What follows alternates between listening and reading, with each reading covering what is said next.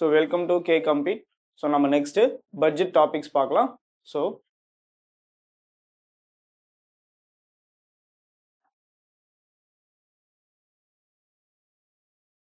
origin of the term budget. So budget என்ற சொல்லின் தோற்றம். The word budget comes from the old French term bucket, meaning a sack or pouch. So it refers to a container used to carry financial documents. சரியா? Budget என்ற சொல் பழைய French வார்த்தையான பட்ஜெட்டிலிருந்து வந்தது. இதன் பொருள் ஒரு தோல்பை. இது நிதி ஆவணங்களை எடுத்து செல்ல பயன்படுத்தப்படும் ஒரு கொள்கலனை குறிக்கிறது. ஸோ அப்போ பட்ஜெட் அப்படிங்கிறது வந்து பார்த்தீங்க அப்படின்னா ஒரு கண்ட்ரி, சரிங்களா, ஒரு கண்ட்ரியோட வரவு செலவுகளை இருக்கக்கூடிய விஷயங்களை வந்து வச்சிருக்கக்கூடிய ஒரு டாக்குமெண்ட்டுக்கு பேர் தான் வந்து பார்த்தீங்க அப்படின்னா உங்களுக்கு பட்ஜெட் அப்படின்னு சொல்லுவோம். ஸோ அப்போ அதுதான் என்னது, it is the financial document. சரியா, it is the financial document related to the country. இப்போ நம்ம வந்து மேக்ரோ எக்கனாமிக்ஸ் பார்க்கறதுனால நம்ம ஒரு நாடுக்கு இந்த பட்ஜெட் வரவு செலவு கணக்குகள் பார்ப்போம். ஸோ இந்த பட்ஜெட் அப்படிங்கிறது it even applies to the companies are firms, even individuals. நம்மளோட ஃபேமிலியில் கூட நம்ம இந்த பட்ஜெட் அப்படிங்கிறத யூஸ் பண்ணோம். நமக்கு எவ்வளோ வருமானம் வருது, எவ்வளோ செலவு பண்ணுறோம் அப்படிங்கிற அந்த ஃபினான்ஷியல் டாக்குமெண்ட்ஸுக்கு ரிலேட்டடான டேர்ம் தான் என்னது, பட்ஜெட். சரிங்களா. ஸோ இந்தியன் கான்ஸ்டிடியூஷனில் வந்து இந்த பட்ஜெட்டை ஆனுவல் ஃபினான்ஷியல் ஸ்டேட்மெண்ட் அப்படின்னு சொல்லியிருப்பாங்க. ஆனுவல் ஃபினான்ஷியல் ஸ்டேட்மெண்ட் அப்படின்னு சொல்லி ஆர்டிகல் 112 அப்படின்ற இதில் சொல்லியிருப்பாங்க.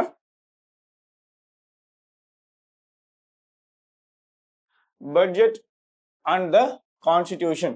ஸோ பட்ஜெட் மற்றும் அரசியலமைப்பு. The term budget is not mentioned anywhere in the Indian constitution. சரியா. So it is officially referred to as annual financial statement. Budget என்ற சொல் இந்திய அரசியலமைப்பில் எங்கும் குறிப்பிடப்படவில்லை. இது அதிகாரப்பூர்வமாக வருடாந்திர நிதி அறிக்கை என்று குறிப்பிடப்பட்டுள்ளது. சரியா. ஸோ அப்போ இதுதான் நம்ம இந்தியன் கான்ஸ்டிடியூஷனோட position with respect to budget. அப்போ அந்த பட்ஜெட் அப்படிங்கிற வார்த்தை இருக்கான்னு கேட்பாங்க கான்ஸ்டிடியூஷன்ல. கான்ஸ்டிடியூஷன்ல பட்ஜெட் அப்படிங்கிற வார்த்தை இல்லை. ஸோ அதுக்கான ஈக்குவலன்ட் டேர்ம் பட்ஜெட் எதை யூஸ் பண்ணுது அப்படின்னா it is the annual financial statement, வருடாந்திர நிதி அறிக்கை. ஸோ இப்போ இந்த நிதி அறிக்கையின் மூலமாக தான் நம்ம வரவு செலவு கணக்குகளை வந்து ஒரு நாட்டோட வரவு செலவு கணக்குகளை நம்ம கொடுத்துட்டு இருக்கோம். Articles related to budget. Budget தொடர்பான சரத்துகள் under article 112 under article 202 the budget is called annual financial statement. It is presented each year to outline the government's financial plans. சரியா. ஸோ ஆர்டிகல் 112 அப்படிங்கிறது சென்ட்ரல் கவர்மெண்ட்டுக்கும், ஆர்டிகல் 202 அப்படிங்கிறது state கவர்மெண்ட்ஸுக்குமான budget ரிலேட்டடான provisions. அதை annual financial statements of central government, annual financial statement of states அப்படின்னு சொல்லியிருப்பாங்க. இது ஒவ்வொரு வருஷமும் வந்து பார்த்தீங்க அப்படின்னா ப்ரெசென்ட் பண்ணணும். சரிங்களா. உங்களோட பார்லிமெண்ட்லேயும் சரி, ஸ்டேட் லெஜிஸ்லேச்சர்லேயும் சரி, ஒவ்வொரு வருஷமுமே இந்த பட்ஜெட் அப்படிங்கிறத தாக்கல் பண்ணி அதுல இருந்து நம்ம அந்த அப்ரூவல் வாங்கினதுக்கு அப்புறம் தான், நம்ம லெஜிஸ்லேச்சர் கிட்ட அப்ரூவல் வாங்கினதுக்கு அப்புறம் தான் அந்த பணத்தை நம்மளால செலவு பண்ண முடியும். ஸோ பிரிவு 112 மற்றும் பிரிவு 202 கீழ் பட்ஜெட் ஆண்டு நிதி அறிக்கை என்று அழைக்கப்படுகிறது. அரசாங்கத்தின் நிதி திட்டங்களை கோடிட்டு காட்ட இது ஒவ்வொரு ஆண்டும் வழங்கப்படுகிறது. Definition and financial year. வரையறை மற்றும் நிதி ஆண்டு. The budget is a statement of estimated receipts and expenditure for a financial year. India's financial year runs from 1st April to 31st March. சரிங்களா.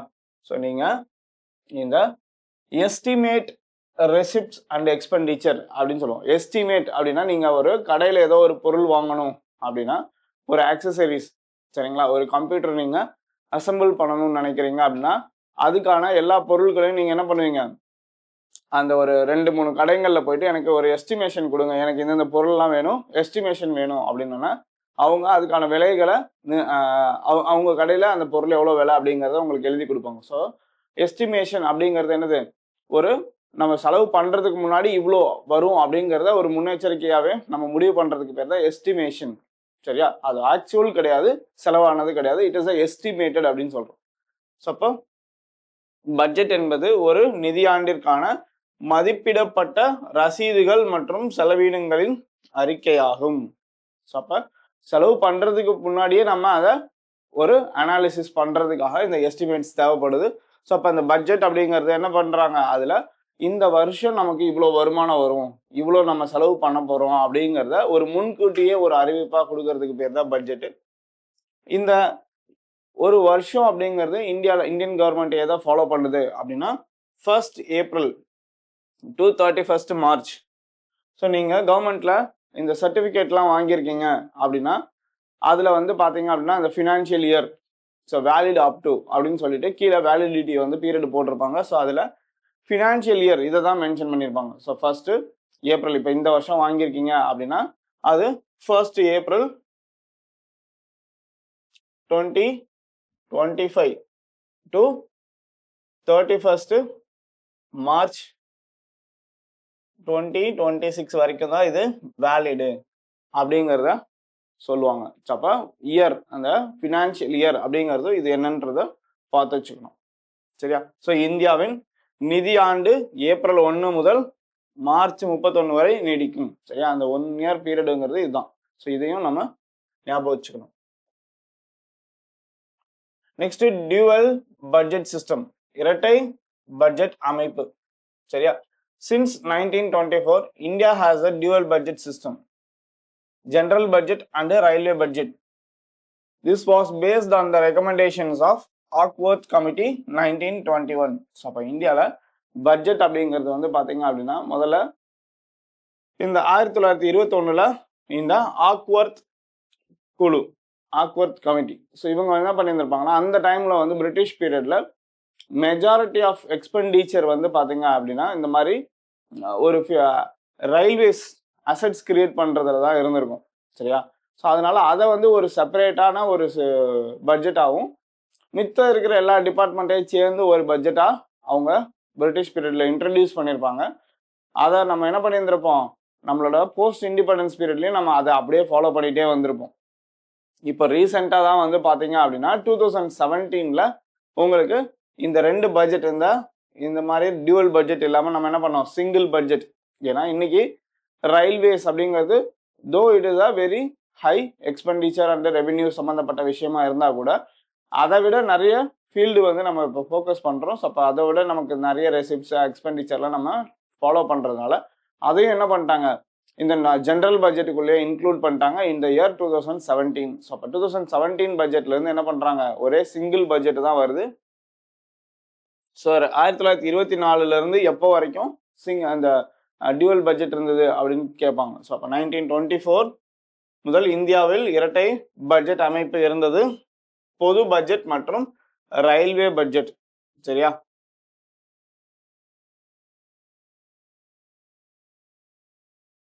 ஷிஃப்ட் டு சிங்கிள் பட்ஜெட், ஒற்றை பட்ஜெட்டுக்கு மாற்றம்.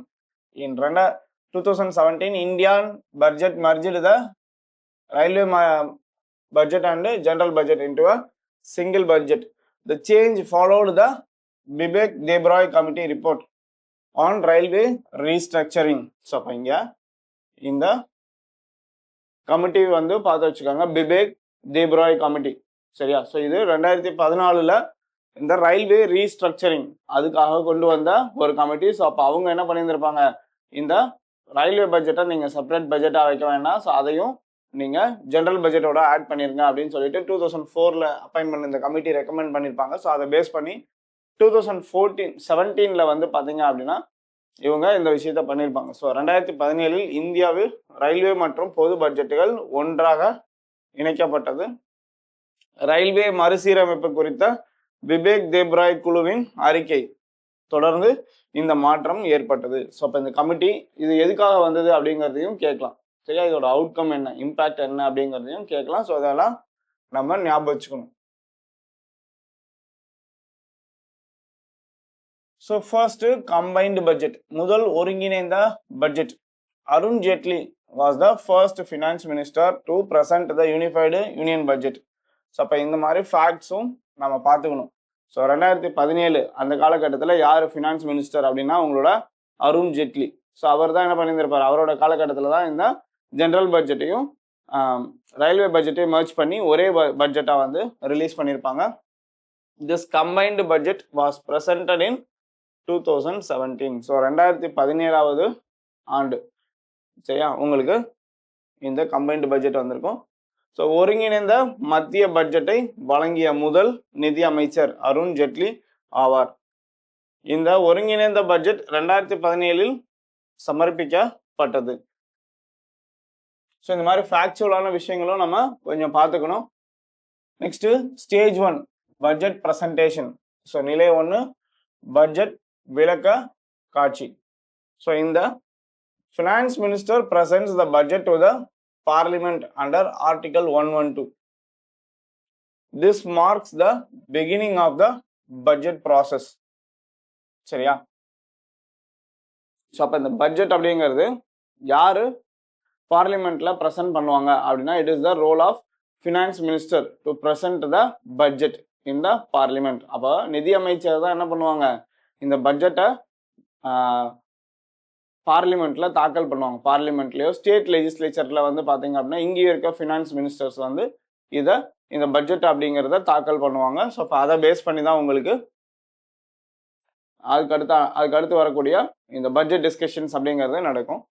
So நிதி அமைச்சர் பிரிவு அரசியலமைப்பு பிரிவு 112 கீழ் பாராளுமன்றத்தில் பட்ஜெட்டை சமர்ப்பிக்கிறார். இது பட்ஜெட் செயல்முறையின் தொடக்கத்தை குறிக்கிறது. ஸோ அப்போ இங்க இருந்து தான் என்னது இந்த ப்ரெசன்டேஷன் ஆஃப் பட்ஜெட் அப்படிங்கிறது தான் அந்த வருஷத்துக்கான பட்ஜெட்டோட ஸ்டார்டிங் இது. ஸோ அதுக்கப்புறம் பட்ஜெட் டிஸ்கஷன்ஸ் கொண்டு போவாங்க. ஸோ அப்போ அதில் அந்த கட் மோஷன்ஸ் ஸோ இதெல்லாம் பண்ணிட்டு ஃபைனலாக வந்து பட்ஜெட் வந்து அப்ரூவ் பண்ணுவாங்க பார்லிமெண்ட். சரியா? Stage 2 and 3 discussion and scrutiny. நிலை 2 and 3 விவாதம் மற்றும் ஆய்வு. A general discussion on budget takes place in both houses of parliament. சரியா? A general discussion on budget takes place in both the houses of parliament. ரெண்டு அவையிலுமே என்ன பண்ணணும், இந்த budget சம்பந்தமான இந்த விவாதங்கள் அப்படின்னு சொல்றது நடக்கணும். சரியா? பட்ஜெட் குறித்து பொது விவாதம் பாராளுமன்றத்தின் இரு அவைகளிலும் நடக்க பெறுகிறது. Then 24 departmental standing committees examine the demands for grants. சரியா? டிமாண்ட்ஸ் ஃபார் கிராண்ட்ஸ் அப்படின்னா ஒவ்வொரு டிபார்ட்மெண்ட்டும் என்ன பண்ணுவாங்க, தங்களுக்கு இவ்வளோ பணம் தேவைப்படுது செலவுக்கு அப்படின்றத ஒரு எஸ்டிமேட் கொடுத்துருப்பாங்க. ஸோ அதை வந்து நம்ம துறை சார்ந்த இந்த நிலைக்குழு, சரியா, துறை சார்ந்த நிலைக்குழு டிபார்ட்மெண்டல் ஸ்டாண்டிங் கமிட்டிஸ்ன்னு இருப்பாங்க. ஸோ இவங்களுக்கு கொடுத்தோம் அப்படின்னா இவங்க என்ன பண்ணுவாங்க, அதை அனலைஸ் பண்ணிட்டு இவங்க கேட்டது ஓகே இல்லை இதை கம்மி பண்ணிக்கலாம் அப்படின்ற மாதிரியான ஒரு ரிப்போர்ட் வந்து ரெடி பண்ணி கொடுப்பாங்க. ஸோ அதுக்கடுத்து அதை பேஸ் பண்ணி தான் நம்ம ஃபர்தரான டிஸ்கஷன்ஸ் எல்லாம் இதில் கொண்டு போக முடியும். சரியா? ஸோ பின்னர் 24 துறை நிலைக்குழுக்களும் மானியங்களுக்கான கோரிக்கைகளை ஆராய்கின்றனர். ஸோ ஒவ்வொருத்தவங்களும் அவங்கவுங்களோட டிமாண்ட்ஸ் கொடுத்துருப்பாங்க. சரியா? ஸோ இந்த டிமாண்ட் ஃபார் கிராண்ட்ஸ். ஸோ இந்த கிராண்ட் வந்து இவங்க கேட்டிருக்கிறது வந்து உண்மையிலே தேவைப்படுமா சாத்தியமா அப்படிங்கிறதெல்லாம் அனலைஸ் பண்ணி ஸோ அதை வந்து இவங்க ஒரு ரிப்போர்ட்டாக கொடுப்பாங்க. ஸோ அதை பேஸ் பண்ணி தான் அதுக்கு அடுத்து உங்களுக்கு இந்த voting அப்படிங்கிற ப்ராசஸ் நடக்கும். Stage 4 and 5 voting and appropriation. voting and appropriation. So நிலை 4 மற்றும் 5 வாக்களிப்பு மற்றும் ஒதுக்கீடு. வாக்களிப்பு மற்றும் ஒதுக்கீடு. The Lok Sabha votes on demands for grants under Article 113. The Lok Sabha votes on demands for grants under Article 113. The appropriation bill under Article 114 is passed to authorize expenditure. சரியா? So அப்போ இந்த scrutiny முடிஞ்சதுக்கு அப்புறம் எல்லாரும் vote பண்ணுங்க. So இது உங்களுக்கு சம்மதமா அப்படின்னு சொல்லிட்டு பார்லிமெண்ட்ல அந்த டிமாண்ட் ஃபார் கிராண்ட்ஸை சப்மிட் பண்ணுவாங்க. ஸோ அப்போ அதில் வந்து என்ன பண்ணுவாங்க, எல்லாரும் ஓட்டு பண்ணணும். ஸோ அப்போ ஓட்டு பண்ணும்போது என்ன பண்ணணும், அதில் மெஜாரிட்டி இருந்தால் மட்டும்தான் நம்ம அந்த demand for grant is deemed to be passed அப்படின்னு சொல்லுவாங்க. சரியா, மக்களவை பிரிவு 113 கீழ் மானியங்களுக்கான கோரிக்கைகள் மீது வாக்களிப்பு நடக்கிறது. சரியா, பிரிவு 114 கீழ் ஒதுக்கீட்டு மசோதாவை செலவினங்களை அங்கீகரிக்க நிறைவேற்றப்படுகிறது. அப்ப இங்க ஃபர்ஸ்ட் ஓட் பண்ணி சரி அப்படின்னு சொல்லிடுவாங்க. அதுக்கடுத்து அப்ராப்ரியேஷன் அப்படிங்கிறது வந்து பாத்தீங்க அப்படின்னா இதுக்கான பணத்தை, சரியா, இந்த நம்ம சரின்னு சொன்ன இந்த டிமாண்ட் ஃபார் கிராண்ட்டுக்காக தேவையான பணத்தை வந்து நம்ம என்ன பண்ணணும், கன்சாலிடேட்டட் ஃபண்ட் ஆஃப் இந்தியா, சரியா, அதுல இருந்து எடுத்து செலவு பண்றதுக்கு அதிகாரம் கொடுக்கணும். ஸோ அப்போ அந்த அதிகாரம் கொடுக்கறதுக்கு பேர் தான் என்னது, அப்ராப்ரியேஷன். சரியா, அதுக்கு தான் ஒதுக்கீடு அப்படின்னு சொல்றோம். சரியா, ஸோ அப்போ அதுக்கு மேலே சொன்ன அமௌண்ட்டை ஒதுக்குறதுக்கு தனியாக வந்து ஒப்புதல் கொடுக்கணும் அண்டர் ஆர்டிகல் 114. சரியா, ஸோ இதுதான் பட்ஜெட்டோட ஒவ்வொரு ஸ்டேஜஸ். ஸோ இப்படி தான் பட்ஜெட் வந்து பாஸ் பண்ணப்படுது. ஸோ நெக்ஸ்ட் வந்து பார்த்தீங்க அப்படின்னா ஸ்டேஜ் 6 vote on account நிலை 6 கணக்கில் வாக்கெடுப்பு. So finance bill under article 117 legalizes the income side and must be passed within 75 days. சரியா, a vote on account under article 116 allows spending for 2 months limited to 1/6 of the budget. So ஒரு பக்கம் வந்து பார்த்தீங்க அப்படின்னா இந்த budget அப்படிங்கிறது discussions அப்படிங்கிறது வந்து பார்த்தீங்க அப்படின்னா தொடங்கும். ஸோ தொடங்கி இதை நம்ம எப்போவுமே ஏப்ரல் 1ஆம் தேதியிலேருந்து இது இம்ப்ளிமெண்டேஷனுக்கு வந்துடும். சரியா, ஆக்சுவலாக இப்போ பட்ஜெட் வந்து பார்த்தீங்க அப்படின்னா February மாதம் வந்து உங்களுக்கு ப்ரெசன்டேஷன் பண்ண ஆரம்பிச்சிடறாங்க. இப்போ ரீசெண்டாக வந்து இப்போ முன்னாடிலாம் வந்து மார்ச் மாதத்துல தான் பண்ணுவாங்க. இப்போ என்ன பண்ணுறாங்க, ஒரு 1 month பிஃபோராகவே Februaryலேயே வந்து பட்ஜெட் ப்ரெசன்டேஷன் முடிஞ்சிருது. பட் ப்ரெசன்டேஷன் முடிஞ்சிருந்தாலும் பட்ஜெட் ஃபுல்லாகவே பாஸ் ஆகி ஓட் பண்ணி அப்ராப்ரியேஷன் முடிஞ்சிருமா அப்படின்னு கேட்டால் கிடையாது. ஏன்னா அதில் நிறைய உள்ளே இருக்கும். ஸோ ஒவ்வொன்றும் டிபார்ட்மெண்டல் ஸ்க்ரூட்டினி, அதுவே ஒரு மாதம் 1.5 மாதம் போகும். அதுக்கடுத்து உங்களுக்கு ஓட்டிங் ப்ராசஸ் இருக்கும். ஸோ அதுக்கடுத்து அப்ராப்ரியேஷன் இருக்கும். ஸோ நிறைய ஸ்டேஜஸ் இருக்குது. ஸோ அதுக்கே உங்களுக்கு ஒரு 2-3 months ஆகிடும். சரிங்களா, அப்போ ஏப்ரல் அண்ட் மே எண்டில் தான் வந்து பார்த்தீங்க அப்படின்னா உங்களுக்கு இந்த பட்ஜெட்டுக்கான கம்ப்ளீட் ப்ராசஸே முடியும். ஆனால் உங்களோட ஃபினான்ஷியல் இயர் வந்து ஏப்ரல் 1ஆம் தேதி ஆரம்பிச்சிடும். சரியா, அப்போ உங்களுக்கு ரெசிப்ட்ஸ் ஆர் வரவு, எக்ஸ்பெண்டிச்சர் ஆர் செலவு, ஸோ ரெண்டையுமே நீங்கள் எதை பேஸ் பண்ணி வாங்க முடியும் அப்படின்னா இந்த பட்ஜெட்டில் இருக்கிற பர்டிகுலர் ப்ரொவிஷன்ஸவே நீங்கள் என்ன பண்ணலாம், இம்ப்ளிமெண்டேஷனுக்கு வந்துடும். எப்போ இங்க பாருங்க, the finance bill under article 117 legalizes the income side and must be passed within 75 days. சரியா, அப்ப இந்த ஃபினான்ஸ் பில் அப்படிங்கிறது பாத்தீங்க அப்படின்னா உங்களுக்கு இந்த டாக்ஸேஷன் சம்பந்தமான ப்ரொவிஷன்ஸ் எல்லாம் இந்த ஃபினான்ஸ் பில்லில் இருக்கும். சரியா, ஸோ இந்த ஃபினான்ஸ் பில்லில் தான் இந்த வருஷம் நம்ம புதுசாக என்னென்ன டேக்ஸ் போட்டிருக்கோம், இல்லை டேக்ஸை வந்து ஏற்றிருக்கோமா இறக்கியிருக்கோமா, ஸோ இது எல்லாத்துக்குமான டீட்டெயில்ஸ் வந்து இந்த ஃபினான்ஸ் பில்லில் இருக்கும். ஸோ இப்போ அந்த டீட்டெயில்ஸை பேஸ் பண்ணி தான் நம்ம என்ன பண்ணுவோம், இங்கே உங்களோட வரவு சைடை கணக்கு வைப்போம். சரியா, ஸோ அப்போ இங்கே இதை பாஸ் பண்ணாலும் பண்ணலைனாலும் நம்ம என்ன பண்ணுவோம், ஏப்ரல் 1ஆம் தேதியே இந்த வரியை வசூல் பண்ண ஆரம்பிச்சிருவோம். சரியா, ஆனால் அந்த கண்டிஷன் என்ன சொல்லுது, 75 நாள் 2.5 மாதத்துக்குள்ள அதை பாஸ் பண்ணணும் அப்படிங்கிறது தான் கண்டிஷன். செகண்ட் வந்து பார்த்தீங்க அப்படின்னா a vote on account under article 116 allows spending for 2 months limited to 1/6 of the budget. So இப்போ நீங்கள் பட்ஜெட்டில் வந்து பார்த்தீங்க அப்படின்னா ஒரு 1200 கோடி, சரியா, ஒரு 1200 கோடி ரூபாய் வந்து கேட்டிருக்கீங்க. சரியா, சிம்பிளாக நான் உங்களுக்கு ஒரு சின்ன நம்பர்னால இந்த நம்பர் சொல்கிறேன். ஸோ 1200 கோடி ரூபாய் நீங்கள் வந்து எனக்கு இதுக்கு வேணும் அப்படின்னு கேட்குறீங்க அப்படின்னா இந்த அப்ராப்ரியேஷன்லாம் பாஸ் பண்ணதுக்கு அப்புறம் தான் உங்களுக்கு பணம் கொடுக்க முடியும் அப்படின்னா இந்த 2 மாசத்துக்கு உங்ககிட்ட செலவு பண்ற எக்ஸ்பெண்டிச்சர் பண்றதுக்கு பணமே இருக்காது. சரியா? அப்ப அந்த 2 மாசத்தை கணக்கு வச்சுதான் என்ன பண்றாங்க, இந்த ஓட் ஆன் அக்கவுண்ட் அப்படிங்கிற ஒரு ப்ரொவிஷன் இருக்கு. ஸோ அதுல 2 மாசத்துக்கு உங்களுக்கு செலவாகக்கூடிய பணத்தை கொடுத்துருவாங்க முன்னாடியே.